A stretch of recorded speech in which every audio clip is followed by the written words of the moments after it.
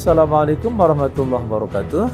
Berjumpa kembali di Has TV, Kang Haji Amang Syafruddin TV. Kita berjumpa saat ini di segmen Nurani, ngobrol, ulas, berita terkini. Nurani, selamat menikmati dan bergabung. Jangan lupa subscribe, like, komen, dan share supaya lebih bermanfaat bagi bangsa dan negara yang kita cintai, bahkan untuk seluruh manusia di muka bumi ini. Assalamualaikum warahmatullahi wabarakatuh.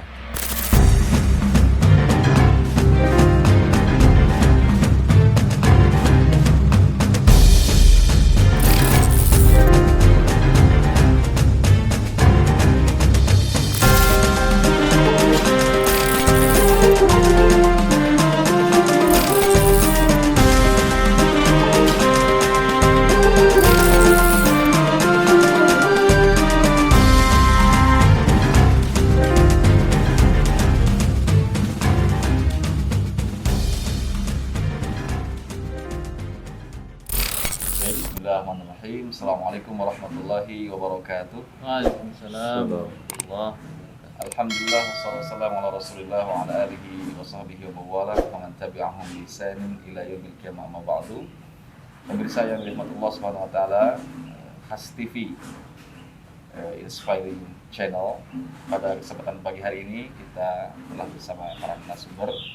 Ada senator kita, Kiai Haji Amang Syafruddin LC, anggota DPD RI utusan Jawa Barat, Kang Haji. Kang Haji, ya ada Kang Haji atau Kiai Haji, Kang Haji Amang Syafruddin LC. Kemudian juga ada Bapak Insinyur Agus Suryakusuma, beliau sebagai staf ahli di DPD RI. Baik, pada kesempatan pagi hari ini kita akan ngobrol pagi seputar kekinian Pendidikan begitu, politik Islam. pendidikan politik Islam yang lagi ramai sekarang khususnya terkait dengan wawasan kebangsaan yang mengidentikan bahwa kebangsaan itu radikalisme dan sebagainya ini lagi mencuat, terutama untuk KPK. Kemarin ada beberapa orang yang tidak lolos, yang ternyata setelah diselidiki orang-orang tersebut yang dinyatakan tidak lolos itu sedang memegang kasus-kasus besar, dan cukup banyak kejanggalan-kejanggalan, pertanyaan-pertanyaan yang sepertinya tidak apa korelasinya antara pertanyaan di tes wawancara kebangsaan itu dengan nasionalisme. Sepertinya tidak ada korelasi yang terlalu signifikan. Justru itu malah terlihat melemahkan atau pelemahan KPK. Mungkin pemirsa yang berbahagia kita dengarkan pendapat dari senator kita, Kang Haji Amang Syafruddin LC, anggota DPD RI utusan Jawa Barat, dan juga nanti dari staf ahli DPD. Pertama mungkin dari Kang Haji. Tetap bagus dulu barangkali ada semacam summary lah terhadap persoalan yang seperti itu hari ini. Ya, Baik, silakan. alhamdulillah. Terima kasih Pak Aceh.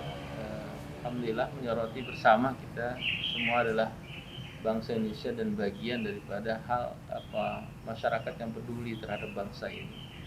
Tidak menutup juga penglihatan kita kepada KPK, lembaga yang kita banggakan, yang sementara ini menjadi sebuah garda yang kuat untuk menjaga bangsa kita ini dari bahaya-bahaya korupsi yang besar. Walaupun beberapa hal memang belum maksimal juga tugas KPK sebagai penjaga negara ini, tentunya yang diamanahkan secara undang-undang maupun kenegaraan.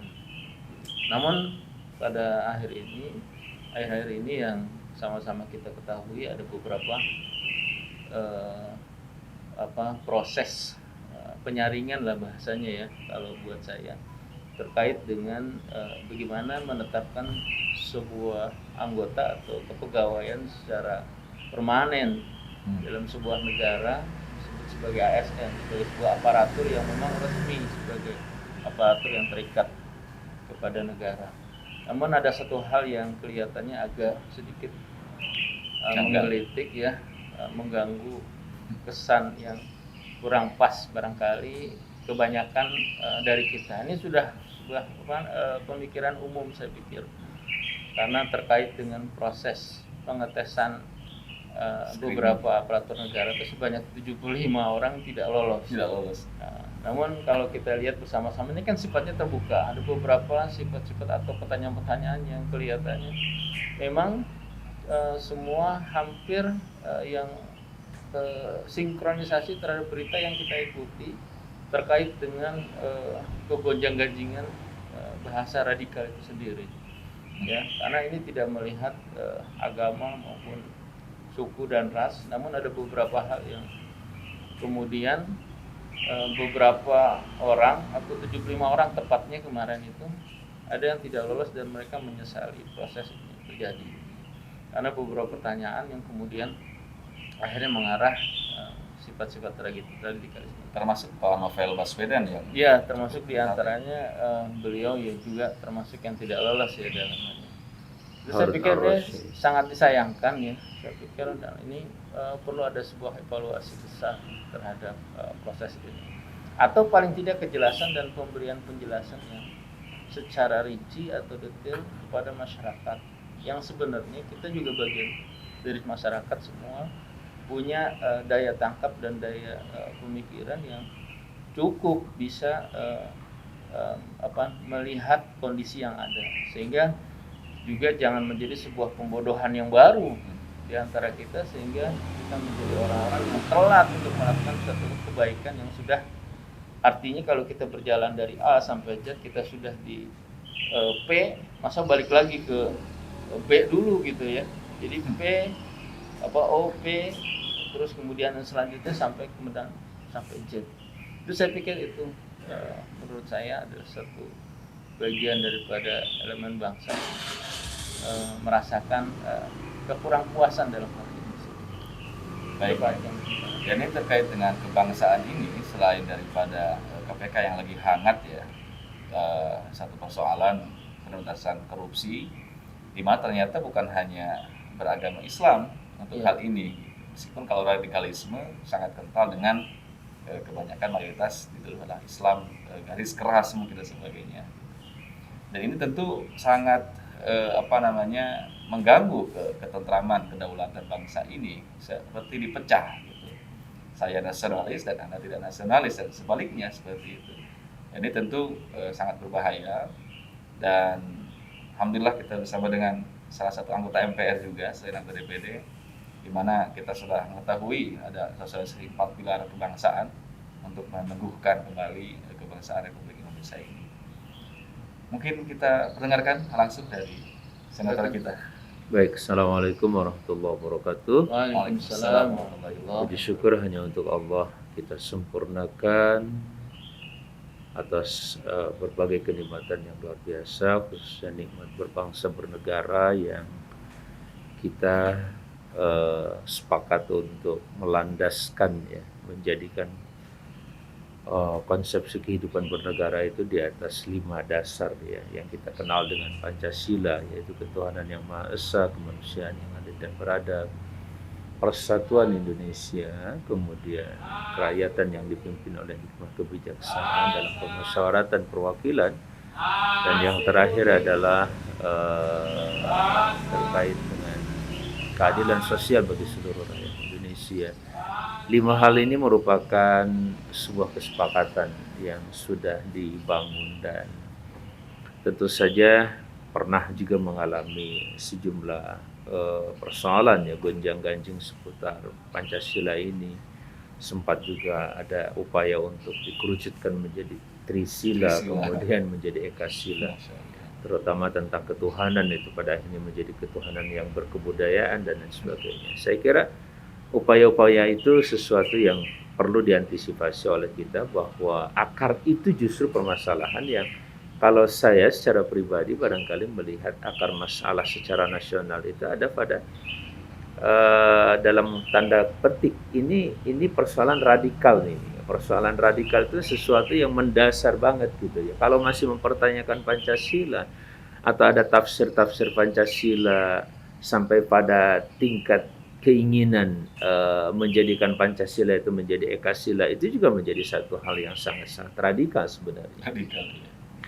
Jadi Bahkan kalau tadi misalkan radikalisme dalam konteks tes kebangsaan, ya tes wawasan kebangsaan yang di KPK itu ternyata tidak identik dengan persoalan keagamaan, walaupun praktek di lapangan kerap kali yang merasakan tertuduhlah sebagai kelompok radikal itu adalah mereka-mereka yang sangat komitmen terhadap persoalan keagamaan, yang sangat menjunjung tinggi nilai keagamaan, bahkan komitmen dalam kehidupan sehari-hari mereka juga terkait dengan persoalan keagamaan, khususnya lebih yang mayoritas tentu adalah umat Islam. Ketika seorang muslim hafal Quran, berpegang kepada Quran dengan sangat baik misalkan, dan itu jelas landasannya adalah ketuhanan yang Maha Esa, ya, di dalam sila pertama itu jelas dilindungi, ya, bahkan menjalankan keagamaan atau komitmen keagamaan, apakah itu namanya syariat atau akidah dan lain sebagainya, itu menjadi sebuah keniscayaan gitu. Apa artinya kita akan atau kita mencanangkan kalimat ketuhanan yang Maha Esa kalau tidak didukung atau tidak ditindaklanjuti dengan sikap untuk menjalankan nilai-nilai ketuhanan yang Maha Esa itu juga menjadi sebuah tanda tanya besar. Apalagi kalau dalam tes kebangsaan itu atau tes wawasan kebangsaan itu ada pertanyaan mau pilih mana antara Quran dengan Pancasila umpamanya, itu kan satu pertanyaan yang sangat justru itu pertanyaan radikal gitu. Kalau saya menganggap sebuah pertanyaan radikal banget gitu, mempertanyakan seseorang dan sekaligus seakan-akan terjadi benturan antara Quran dengan Pancasila, atau secara lebih global umpamanya Pancasila dengan agama. Apalagi memang sempat muncul kan ada opini yang mengatakan musuh Pancasila itu adalah agama. Jelas ini sebuah pemikiran radikal. Kalau saya katakan di forum ini atau pada dialog ini, katakan itu justru yang mengarah kepada radikalisme. Nah, kalau sudah seperti itu kadang-kadang kita juga bingung gitu ya, apalagi masyarakat gitu. Definisi radikalisme itu apa sih? Kemudian realisasi di lapangannya atau fenomena lapangannya yang disebut radikal itu seperti apa gitu.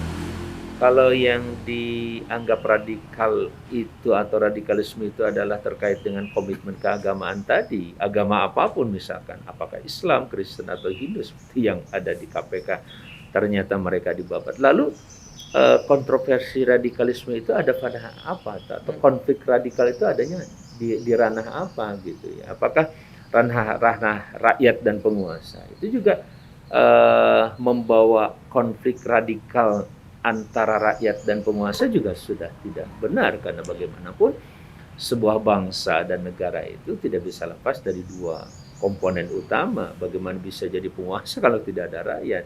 Kemudian rakyat bagaimana bisa hidup secara lebih baik, terlindungi, aman, ya, dalam berbagai kebutuhan dan kepentingan hidup mereka kalau tidak ada penguasa yang melindungi katakanlah rakyat dan masyarakat itu.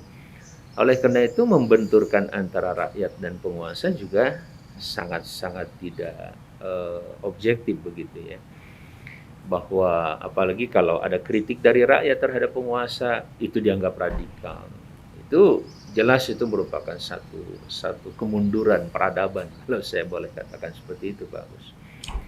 Nah, tinggal kalau saya menarik garis yang lebih tegas misalkan, apalagi kalau mengacu kepada nilai-nilai ketuhanan yang Maha Esa yang diajarkan oleh Allah Subhanahu wa taala bagi seorang muslim dalam kitab sucinya Al-Qur'an, itu jauh lebih jelas bahwa konflik yang paling yang paling nyata itu, dan Tuhan sebagai pencipta manusia, alam semesta dan kehidupan, Allah Subhanahu wa taala itu menarik garis konflik yang paling mendasar itu justru antara yang zalim dengan yang dizalimi begitu, antara zalim wa mazlum bahasanya begitu, orang yang menzalimi dan yang dizalimi. Yang zalim ini siapapun ya, latar belakang suku, agama, bangsanya, bahkan seperti yang terjadi di Palestina. Kita nggak bicara tentang hanya dalam konteks keagamaan misalkan Yahudi dan Islam umpamanya, atau Nasrani dan Islam, atau Nasrani dengan Yahudi dan seterusnya, tidak. Tapi konflik kemanusiaan yang terkait dengan problematika Palestina jelas ada pada garis merahnya itu justru, atau garis yang paling menentukan ada pada persoalan-persoalan tadi ya, masalah kezaliman gitu. Penjajahan itu jelas merupakan sebuah kezaliman yang sangat nyata. Kalau ada bahasa yang diangkat untuk mentakbih itu bahasa yang sekarang dimunculkan dalam konteks opini internasional juga dianggap biasa gitu. Jelas kezaliman tidak bisa dianggap sebuah kebiasaan, bahkan melegitimasi orang mengambil alih tanah orang lain, diduduki dan dianggap sebagai pemenang perang begitu. Itu juga sebuah sebuah anomali begitu. Ada orang datang ke sebuah rumah, kemudian rumah itu diduduki oleh dia dan penduduknya suruh keluar, terus dia tinggal di situ, dianggap sebagai seorang pemenang gitu. Ya, sebagai seorang pemenang gitu. Ini sebuah, boleh dikatakan juga sebuah pemikiran radikal itu model-model begini gitu. Jadi perang bahasa saja nih Pak Aceng dalam konteks radikalisme, siapa yang berhak mendefinisikan radikalisme itu sendiri? Jelas sekarang masih sangat-sangat masih sangat-sangat absurd lah, bingung kita dan juga ini gitu, Ustaz, dan di masyarakat. sosial media khususnya itu begitu kuat, apakah istilahnya buzzer atau apa, opini yang baik itu bisa diputarbalikkan begitu mudahnya. Iya, Tapi itu. itu nggak di counter, nggak di ini gitu, dipelihara seperti Dan saya kira forum ini ya, Iya. obrolan ini juga bisa menjadi salah satu solusi atau salah satu kontribusi lah paling tidak. Bagaimana kita akal sehat.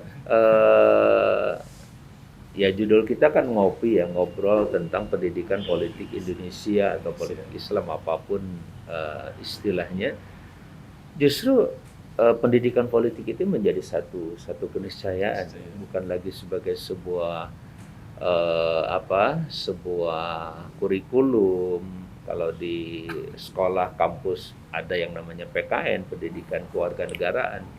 Tetapi pendidikan politik begitu halnya yang kami lakukan di MPR, misalkan melalui sosialisasi 4 pilar, dan 4 pilar yang kita kenal apakah namanya 4 pilar kebangsaan dengan perdebatan atau kritik dari sejumlah kalangan akademisi, atau dengan istilah 4 pilar MPR ya.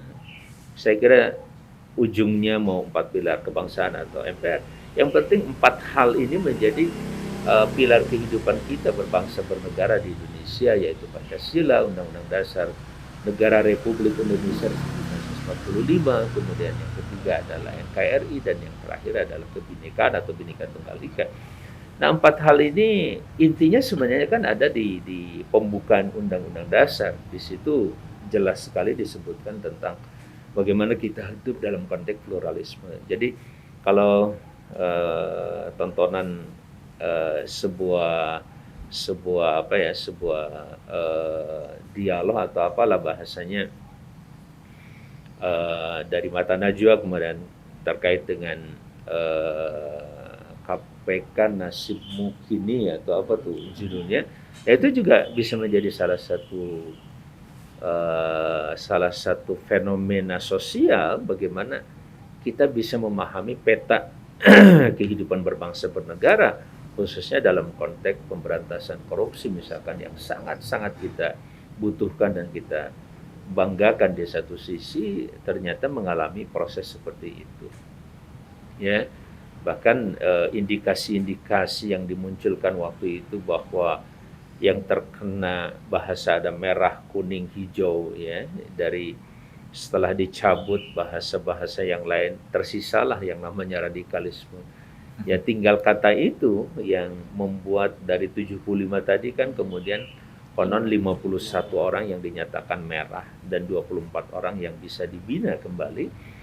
Yang dibina pun belum tentu akan lulus masuk jadi PNS ya, karena kan ini proses dan prosedur ini adalah untuk memenuhi tuntutan undang-undang supaya seluruh pegawai yang ada di KPK itu adalah ASN ya, aparatur sipil negara begitu ya. Dan ini juga konteks ini juga tentu tidak tidak dalam konteks yang automatically juga. Dan kita setuju dengan adanya yang seperti itu, tapi objektifikasi atau objektivitas dalam konteks tes wawasan kebangsaan yang banyak sekarang sudah mengundang kritik yang cukup banyak, bahkan tidak terlepas juga dari Presiden Republik Indonesia Bapak Jokowi sudah memberikan semacam warning gitu ya. Pemecatan 75 orang itu merupakan satu tindakan yang ya kalau boleh saya simpulkan sebagai tindakan yang gegabah gitu ya.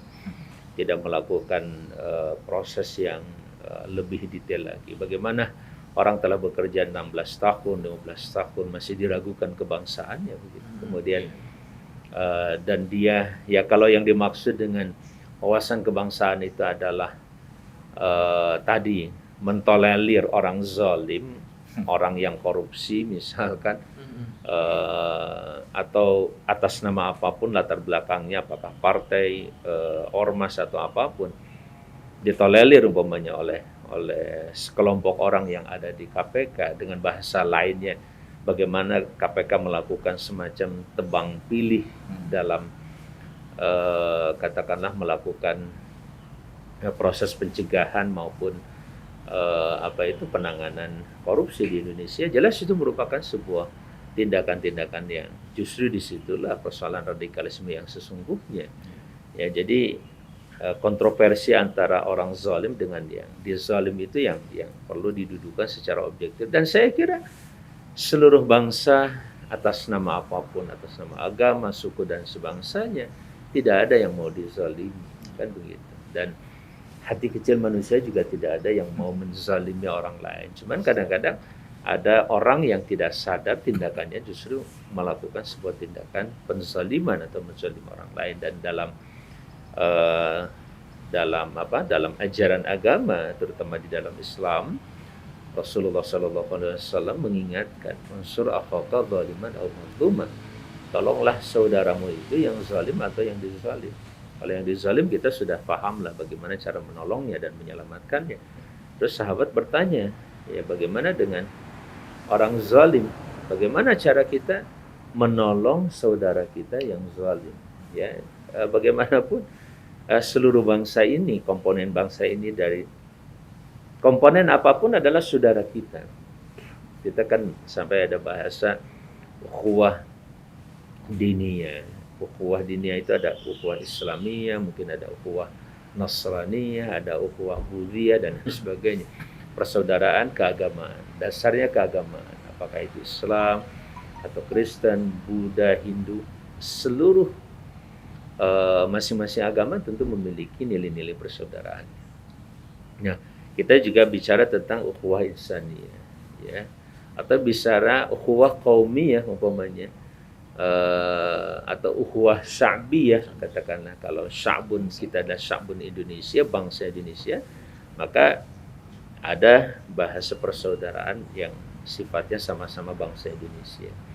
Terus ada ukhuwah insaniyah lebih lebar lagi, setiap manusia itu adalah saudara kita dimanapun juga. Sampai kepada konflik Palestina itu sudah di luar negara kita, iya, tapi mereka kan manusia juga begitu ya. Dia harus kita selamatkan. Siapa yang diselamatkan? Yang dizalim maupun yang zalim. Kalau yang dizalim jelas bagaimana cara kita menyelamatkannya dengan kita memberikan perhatian, empati, sumbangan dan lain sebagainya. Sementara ya, kalau menolong saudaramu yang zalim, yang melakukan aneksasi ataupun katakanlah invasi pendudukan terhadap negara atau sekelompok masyarakat yang lain, jelas itu merupakan sebuah tindakan yang harus dihentikan. Jadi cara menolong saudaramu yang zalim adalah dengan cara menghentikannya. Begitulah arahan ajaran Islam melalui Rasulullah SAW mengajarkan kepada kita betapa agama sesuatu yang sangat jauh lebih netral, jauh lebih objektif dalam menangani setiap persoalan yang terjadi dalam kehidupan manusia. Ya, kalau ada indikasi tadi misalkan seseorang itu terpapar radikalisme sampai atas nama agama dia membunuh siapa saja yang berbeda agamanya dengan dia, itu jelas merupakan sebuah kesalahpahaman atau harus dibina yang seperti itu, dan betul-betul harus dikembalikan pemahamannya, ya, termasuk siapapun nanti yang memahami terhadap konteks keagamaan itu sendiri, karena itu bisa terjadi dalam agama apa saja. Dalam Islam ketika terjadi pemahaman yang keliru, bisa saja yang bukan muslim harus dibantai, dibunuh di mana saja. Ya, nah itu tentu tafsir dan pemahaman itu tentu harus dikaji kembali, diluruskan, dibina, dan diingatkan, bahkan dihentikan, jangan sampai melakukan seperti itu. Dan itu juga bisa terjadi pada paham-paham yang lain. Dalam agama lain juga seperti itu. Ya, bagaimana seseorang mengatasnamakan agama boleh menjajah bangsa lain umpamanya. Kalau bicaranya pendidikan, saya misalkan ngobrol dengan seseorang yang berbeda agama dengan saya, dari obrolan itu kemudian terjadi dialog yang sangat hangat, bagus, dan akhirnya katakanlah dia bisa memahami pemahaman dan pemikiran tentang agama yang saya peluk, yaitu Islam, kemudian dia masuk Islam. Ya tentu itu bukan termasuk dalam konteks penjajahan, kalau itu merupakan sebuah dialog, ya, dalam bahasa yang sangat-sangat sederhana tapi mendasar. Dalam Islam itu kan ada ungkapan la ikraha fiddin, tidak ada paksaan dalam konteks agama. Ketika seseorang dengan sadar memeluk Islam karena dia paham melihat akhlak Islami seperti itu dan seterusnya, berbeda dengan yang dikembangkan di media dan seterusnya, jelas itu merupakan sebuah kesadaran yang patut dihormati, pilihan, karena pada saat dia mengambil pilihan. Apalagi kalau pilihan itu juga erat kaitan dengan pemilihan yang demokratis terhadap calon presiden sebuah negara. Kalau sampai ada pertanyaan umpamanya kemarin 2019 Anda milih presiden siapa? Ini wawasan kebangsaan model apa pertanyaan itu? Padahal pertanyaan itu merupakan itu kan hak warga negara, bahkan rahasia itu tetap harus dirahasiakan. Ya, kalau dia tidak mengungkapkannya, ya sudah, tidak boleh dikorek-korek. Kamu kemarin milih siapa? Jadi absurd banget gitu ya, yang disebut dengan wawasan kebangsaan. Kalau seperti itu faktanya, jelas itu harus segera diluruskan dan dihentikan. Ya, kalau ada orang kemudian korban dari tes seperti itu, jelas itu harus diselamatkan. Ya, tidak boleh dibiarkan oleh siapapun dan kapan. Mungkin itu gambaran yang ya agak panjang ya Pak. Biasa saya kan kalau ngomong begitu. Baik. Tapi mudah-mudahan bermanfaat. Mungkin terakhir ada pertanyaan terkait dengan isu kegaduhan kebangsaan ini.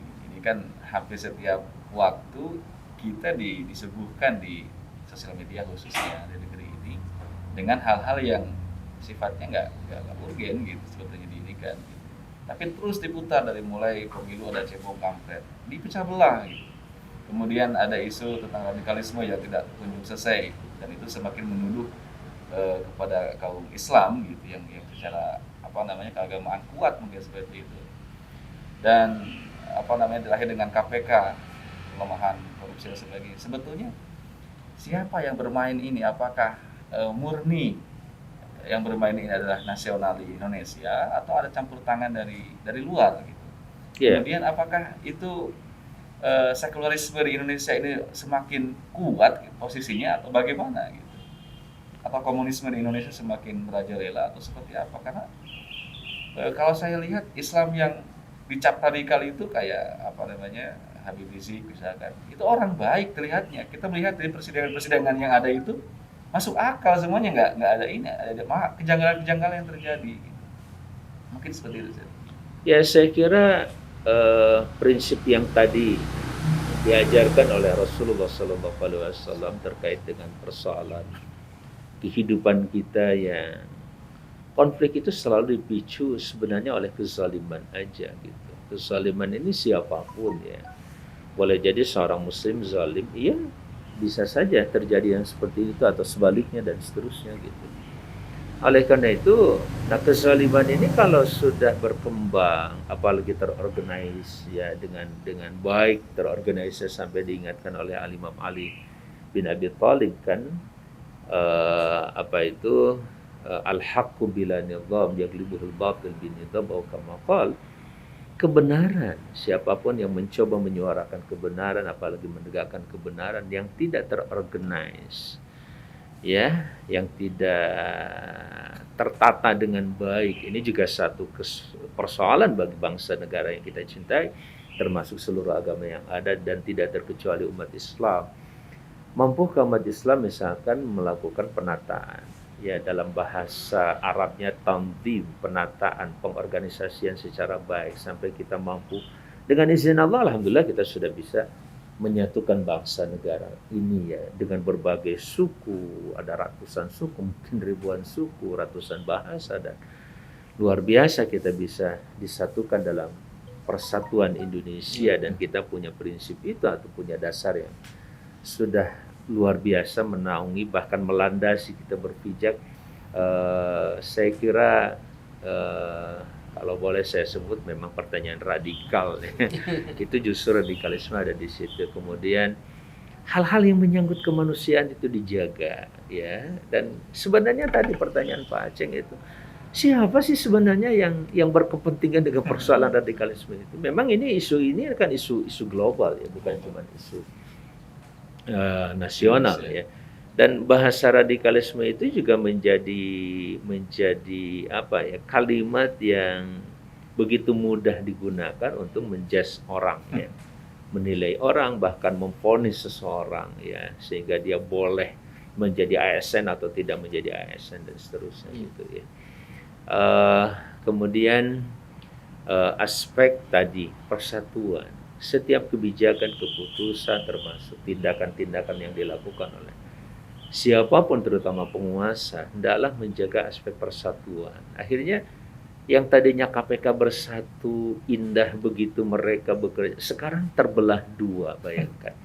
KPK dengan kebijakan itu menjadi terbelah dua, saling curiga satu sama lain. Ini menjadi satu fenomena yang melemahkan banget gitu.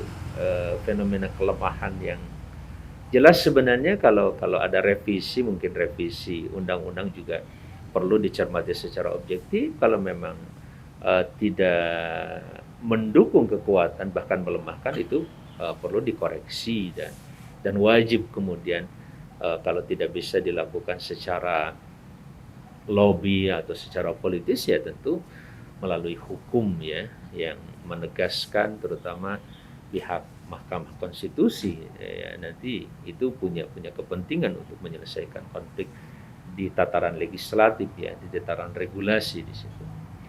Nah, jadi kalau bicara tentang tadi siapa sebenarnya, nah itu juga kan pertanyaan kemarin yang sempat diajukan, siapa sebenarnya yang menghendaki negara seperti ini ya, jelas kalau kita bahwa teori konspirasi itu ada, tidak bisa juga kita tolak misalkan ya.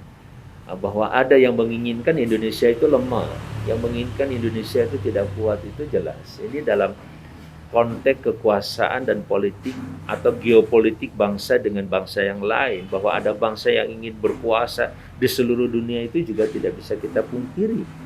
Ya, sehingga Zionisme pun sekarang sudah tidak lagi menggunakan bahasa Zionisme Yahudi misalkan, tapi dia sudah merekrut ke Zionisme, merekrut agama-agama yang lain, tidak terkecuali Kristen, Islam, juga sudah banyak yang kemudian direkrut dengan pemikiran-pemikiran Zionisme. Begitu halnya dengan komunisme. Komunisme juga sekarang kalau ada dialog-dialog di TV atau di YouTube juga, bagaimana misalkan di Cina orang Muslim pun bisa menjadi seorang komunis misalkan.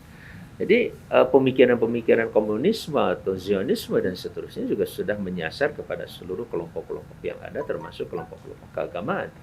Tetapi pertanyaan tadi seperti Pak Aceng sampaikan, ini sebenarnya game makernya itu sendiri atau playing maker gitu ya, yang membuat permainan ini sebenarnya siapa gitu ya. Cuman yang jelas tadi saya katakan hampir seluruh bangsa termasuk Cina juga ingin menguasai dunia, Amerika juga jelas selalu ingin mempertahankan kekuasaannya sebagai sebuah kiblat bagi bangsa-bangsa lain. Bahkan dia bisa mengambil keputusan apapun melalui PBB dan lain sebagainya. Yang lain sepakat, dia tidak sendirian saja, sudah bisa memveto, katakanlah membatalkan seluruh kesepakatan yang ada. Itu sudah. Nah ini kan model-model kekuasaan dan model-model tadi, persoalan keadilan, justice ini adanya di mana sebenarnya?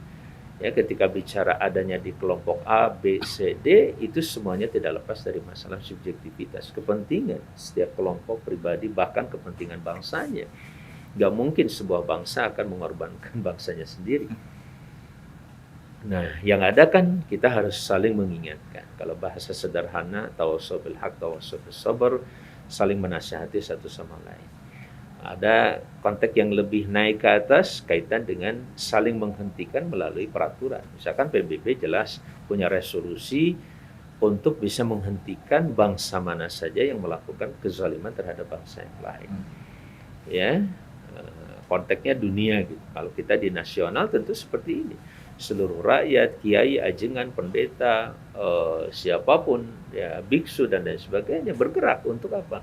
Menasihati bangsa, terutama penguasa, janganlah melakukan kezaliman seperti ini. Agama dipecah belah, kita sudah bisa bersatu seperti ini, sekarang terus diciptakan gesekan-gesekan seperti itu. Ya, kita juga saling, kalau tadi bahasa menyelamatkan orang dizalimi itu siapapun juga. Mungkin ketika Muslim dizalimi, maka saudara-saudara kita yang ada di Buddha, Hindu, Kristen, Katolik maupun Protestan atau yang lainnya ikut menyelamatkan Muslim yang dizalimi itu. Begitupun sebaliknya. Ya, Muslim sedapat mungkin bisa menyelamatkan siapapun kelompoknya yang dizalimi. Itulah makna pluralisme, itu makna kebineka tunggal ikaan kita. Ya, jadi akar masalahnya sekali lagi adalah siapa yang zalim dan siapa yang dizalim. Itu saya melihat itu jauh lebih objektif dan itu sangat manusiawi. Dari sisi kemanusiaan yang adil dan beradab, dari sisi keadilan sosial bagi seluruh rakyat Indonesia, paling tidak ada dua, belum lagi namanya kezaliman. Dalam sebuah hadis Nabi yang lain, ya Rasulullah SAW mengatakan, Allah telah menyatakan, inni haramtu dzulma ala nafsi. Ya, fala tadzalamu. Ya, saya mengharamkan kezaliman terhadap diriku, kata Allah Subhanahu wa taala. Artinya apa? Ada orang zalim kepada Allah, ada manusia makhluknya zalim kepada Allah, ada. Maka Allah hentikan. Salah satu kezalimannya apa? Enggak mengakui Allah sebagai Tuhan misalnya. Itu kan bagian dari kezaliman manusia terhadap sang penciptanya.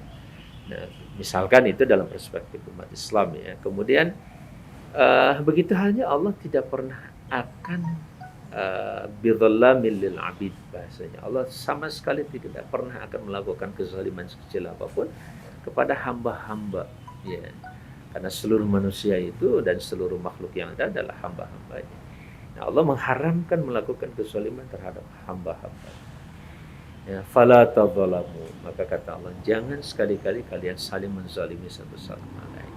Nah, konteks ini yang harus dipahami secara baik, dan kemudian Allah melalui kitab sucinya Al-Quran maupun sunnah Rasulnya juga mengajarkan kepada kita mana saja yang disebut dengan zalim itu. Aspek apa saja yang disebut dengan kezaliman itu.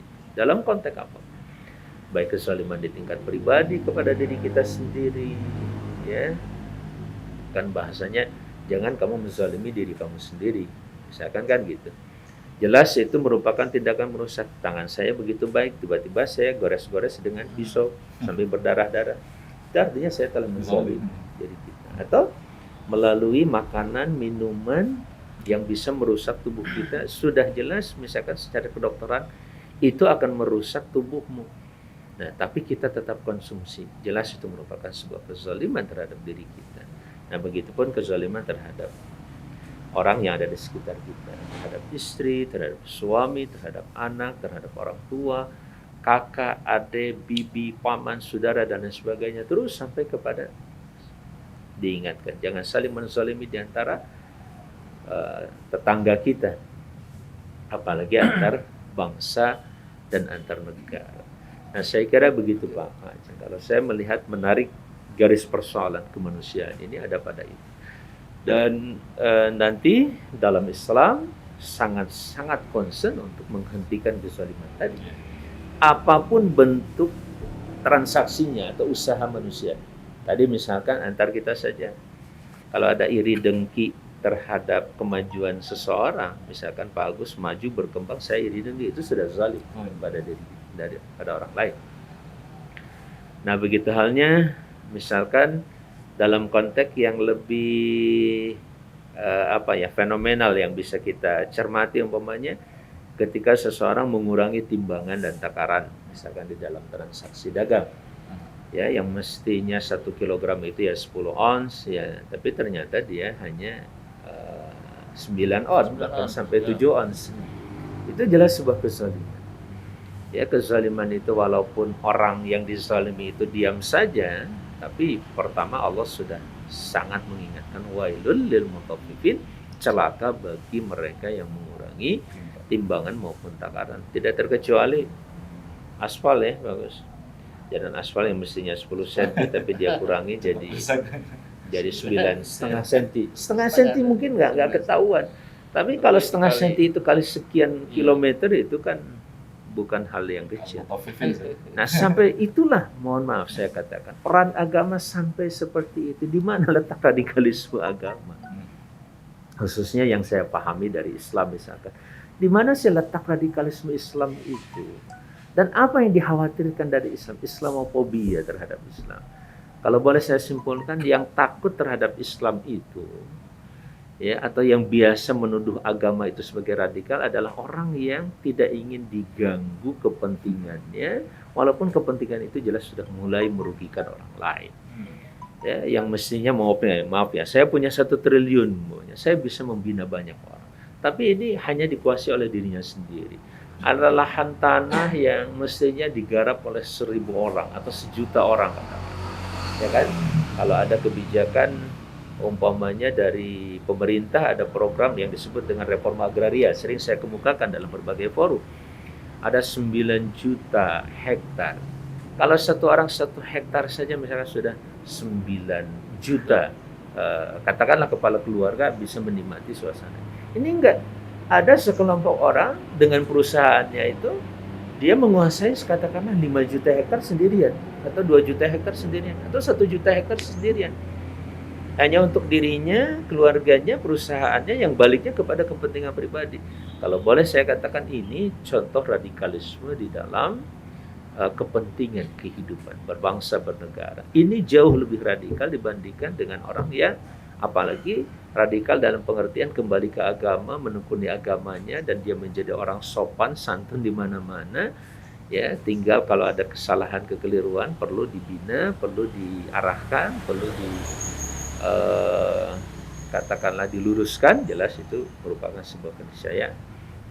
Kira-kira gitu Pak, persoalan-persoalan yang kita hadapi di dalam berbangsa bernegara. Jadi menarik. Kalau boleh saya katakan, yang takut dengan Islam itu, dan ada bahasa stigmatisasi kelompok radikal itu adalah agama, adalah mereka yang takut kehilangan kekuasaannya, takut kekuasaan termasuk harta kekayaannya, takut terganggu kepentingannya.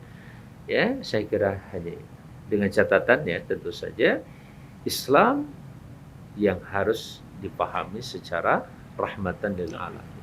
Bagaimana mungkin sebuah rahmah dinyatakan radikal? Bagaimana orang yang penuh dengan cinta kasih sayang menjaga diri kita, masyarakat kita, keluarga, bangsa ini misalkan dianggap sebagai seorang radikal?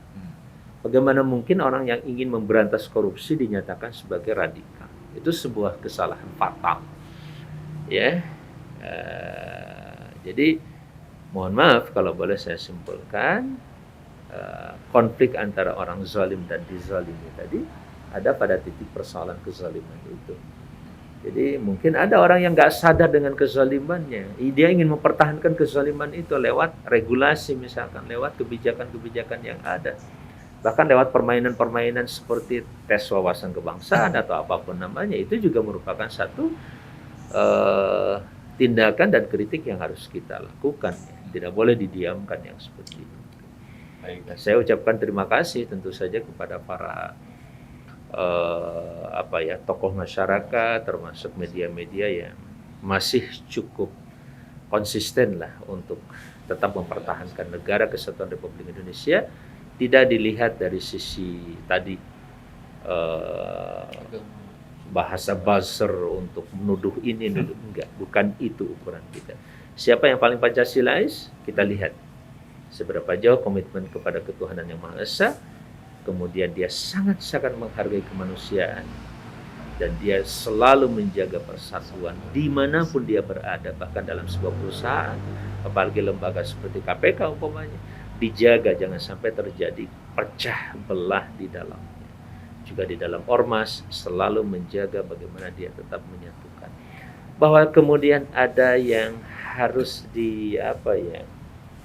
katakanlah indisipliner, yang tidak disiplin dalam berorganisasi, itu juga sesuatu yang wajar, diberikan sanksi sesuai dengan peraturan dan aturan yang ada di dalam organisasi itu, dimanapun di ormas, politik, dan lain sebagainya. Nah ini juga seorang Pancasilais perlu dilihat seberapa jauh kerakyatan yang dipimpin oleh hikmah kebijaksanaan dalam pemusyawaratan perwakilan, di situ punya makna yang luar biasa. Di situ harus melihat aspek kerakyatan, seberapa jauh dia memiliki kepekaan terhadap problematika dan persoalan kerakyatan ini, apa yang denyut jantung dan tidak dieksploitasi sebagai sebuah kepentingan politik gitu. Ya, seakan-akan dialah yang paling pro rakyat dan seterusnya, juga tidak dilihat seperti itu. Sementara fakta di lapangan bertentangan dengan fakta-fakta seperti itu. Makanya ngopi ini mudah-mudahan jadi kopi memang agak pahit, karena kopi yang asli itu katanya harus pahit. Yang terbaik itu katanya nggak boleh pakai gula gitu. Jadi kalau di ngopi ini agak sedikit pahit, ya memang itulah kopi yang benar katanya. Kalau kopi sudah campur sana sini tentu agak kurang. Saya kira gitu ya. Jadi kerakyatannya, hikmah juga di sini, bagaimana kita mengedepankan kebijaksanaan, hikmah, dan dijelaskan lagi dalam hikmah kebijaksanaan. Sudah hikmah kebijaksanaan, hikmah itu bahasa Arab, kebijaksanaan bahasa Indonesianya. Kalau perlu 3 wisdom ya. Nah, kemudian dalam permusyawaratan kita tidak kemudian bicara hikmah menurut saya secara pribadi, tapi lihat bagaimana masyarakat umat bangsa memberikan kontribusi yang bijak terhadap satu keputusan tertentu. Ya, termasuk tadi misalkan penghentian 75 orang. Kalau suara sekarang, jangan anggap rakyat ini bodoh lah.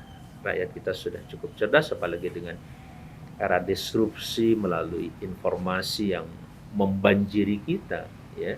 Luar biasa banyak masyarakat yang bisa dicerdaskan dengan aspek itu, walaupun banyak sisi negatif yang tentu harus kita hindari dari informasi-informasi seperti itu. Ya, dan yang terakhir tadi, kerakyatan yang dipimpin oleh hikmah kebijaksanaan dalam persyaratan dan perwakilan. Nah, keterwakilan kita melalui MPR, DPD, dan DPR tentu juga harus dioptimalkan dan kita jaga bersama-sama, ya, supaya keterwakilan itu betul-betul mewakili aspirasi rakyat dan masyarakat. Ya, bukan mewakili kelompok tertentu, apalagi kelompok partai atau ormas tertentu, tapi mewakili keinginan masyarakat. Dan masyarakat dilihat peta masyarakat itu yang mayoritas minoritas perlu semuanya diakomodir secara baik dan secara proporsional juga dan secara adil sudah pada. Dan yang terakhir adalah aspek keadilan sosial dalam aspek keadilan sosial bagi seluruh rakyat Indonesia, tidak terkecuali di situ. Siapapun yang menjadi dan bagian rakyat Indonesia harus mendapatkan dan menikmati sekaligus dilindungi dan diamankan aspek keadilan. Memang ini sangat ideal dan luar biasa. Kita tidak akan membangun negara ini dengan cara berpikir yang ece-ece gitu, yang murahan kan. Ini cara berpikir yang luar biasa ideal, dan kita dikontrol oleh yang terbaik dan tertinggi dalam perspektif keagamaan adalah ketuhanan yang Maha Esa. Kita boleh bohong, kita boleh saja menyembunyikan agenda di balik misalkan tes wawasan kebangsaan, bisa saja. Tapi ketuhanan yang Maha Esa merupakan dasar yang membuat kita jauh memiliki self control dengan baik. kontrol diri dengan sangat-sangat sempurna ada pada komitmen terhadap ketuhanan, yang memiliki kepercayaan dan keyakinan kepada Tuhan Yang Maha Esa, terutama umat Islam, tentu akan merasa dirinya muraqab, ya, ada muraqabatun nafs bahasanya, terawasi terus kapan dan di mana saja oleh Allah Subhanahu wa taala, Tuhan Yang Maha Esa dan Maha Kuasa. Mungkin itu Pak Aceng. Baik, Ustaz. Ya, obrolan pagi ini mudah-mudahan bermanfaat. Assalamualaikum warahmatullahi wabarakatuh. Waalaikumsalam warahmatullahi. Baik. Baik, pemirsa yang dirahmati Allah SWT, sudah berapa menit kita berbicara, ngobrol pagi, ngobrol politik Islam dan sebagainya. 40 menit lah. Banyak tercerahkan terkait dengan persoalan umat ini, bangsaan ya. Mungkin terakhir ada closing statement yang disampaikan Pak Agus. Perbaikan adalah sebuah harapan buat kita Perbaikan. semua sebagai bangsa yang besar. Kita tidak bisa berpijak pada atau diam di tempat atau berjalan di tempat. Kita harus berjalan maju bersama dengan orang-orang yang sudah disiapkan untuk bangsa ini, orang-orang yang terbaik dengan pemikiran yang terbaik. Saya pikir itu menjadi sebuah harapan kita semua. Terus kemudian ada satu hal, mungkin kita berharap ada evaluasi yang terbaik buat teman-teman kita di PK yang sudah mendapatkan statement seperti itu. Itu sepertinya saya pikir mudah-mudahan jadi sebuah harapan lagi yang akan datang, atau ada satu dialog yang lebih konkret dalam hal ini. Itu saja sebagai sebuah harapan dari masyarakat. Terima kasih Ustaz. Baik Pak Agus. Kang Haji. Terima kasih. Ya, sama-sama. Kemudian dari Kang Agus, Kang Aceng. dari Kang Haji ya. Ya, saya kira yang tadi saya panjang lebar ya, panjang kali lebar kali tinggi kali apa lagi kali dalam gitu, sudah saya sampaikan bahwa isu tentang Islamofobia, kemudian radikalisme memang isu global ya, yang tidak bisa kita lepas dari berbagai kepentingan dunia yang ingin menguasai dunia.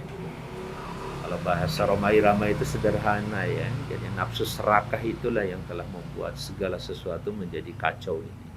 Keserakahan, sebenarnya saya dan Pak Agus atau konglomerat siapapun ya cukup dengan satu piring nasi, tapi dia kuasai sampai 1.000 sejuta piring nasi buat pribadinya, keluarganya. Kalau kita berbagi dengan yang lain, nah itu contoh keserakahan yang harus, sebenarnya itu merupakan bagian dari kezaliman yang harus dihentikan. Nah, nafsu itulah yang baru saja di bulan Ramadan kita dikendalikan ya oleh sebuah ajaran Islam tentang puasa, dikendalikan nafsu seperti ini. Nafsu yang tidak pada tempatnya, bahkan nafsu yang berlebihan pun kemudian dikontrol dengan baik. Ya, itulah kenapa puasa berlaku untuk bangsa ini dan bangsa-bangsa sebelumnya. Kenapa? Karena tadi hancurnya kemanusiaan, bahkan tatanan kehidupan kemanusiaan berbangsa bernegara, salah satunya karena nafsu keserakahan tadi. Nafsu yang semoga tentu Allah melindungi kita. Kalaupun itu tidak berarti tidak boleh jadi konglomerat, bukan tidak boleh jadi orang kaya, tetapi keserakahan lebih kepada dia ingin menguasai sesuatu melebihi dari kebutuhannya hanya untuk pribadi dan mungkin kelompoknya saja, sementara dia mengabaikan kelompok yang lain. Ya. Tapi kalau dengan dia menjadi konglomerat, tapi justru dia bisa membina yang lain dengan baik, kekayaan yang dia miliki itu justru dimanfaatkan untuk mengembangkan masyarakatnya, bangsanya, saya kira itu bukan seorang konglomerat yang perlu dicurigai kayak gitu. Ya, tetapi justru harus yang seperti itu justru bisa ditingkatkan karena kapasitas orang itu kan berbeda-beda bagus. Ya, ada orang yang bisa mengelola, ya baru dikasih 1 miliar aja udah bingung dia. Ya ngelolanya gimana gitu. Tapi ada orang yang kalau sudah dikasih 1 triliun pun masih kurang, tapi dia bisa mengelola dana itu secara baik dan seperti seorang tadi gubernur misalkan, apalagi presiden mengelola 2.700 mungkin sampai 3.000 triliun, tapi dia kelola secara baik, akhirnya semua rakyat merasakan. dengan regulasi, dengan legislasi, dengan aturan-aturan yang ada, semua masyarakat tadi, keadilan sosial bagi seluruh rakyat Indonesia itu betul-betul bisa tercipta melalui tangan dia, kebijakan dia, pemikiran-pemikiran. Saya kira itu yang perlu diingatkan, bahwa kita semuanya melawan kezaliman. Baik. Ya. Jadi kita hanya melawan kezaliman, tidak melawan A, B, C, D, E, F, G, H, melawan kezaliman. Oleh karena itu setiap individu berusaha untuk melawan kezaliman yang ada dalam dirinya sendiri. Itu yang terpenting dan terbaik. Baru dia bisa melawan kezaliman terhadap orang di sekitar. Wallahu a'lam.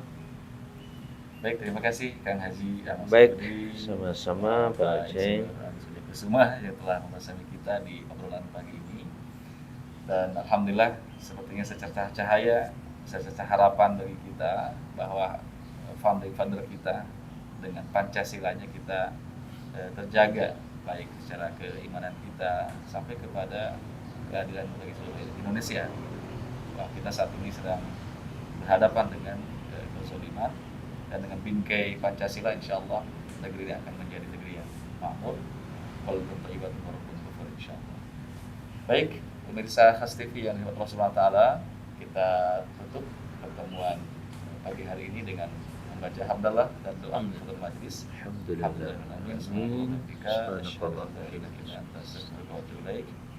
Terima kasih setelah bersama kami mendengarkan obrolan pagi ini, dan mohon maaf apabila banyak perkataan bersama diri sendiri, dan ditutup dengan Assalamualaikum warahmatullahi wabarakatuh. Waalaikumsalam warahmatullahi wabarakatuh. Jangan lupa like, share, subscribe channel inspirasi dari Kang Haji Ahmad Safruddin ya. Jangan lupa subscribe.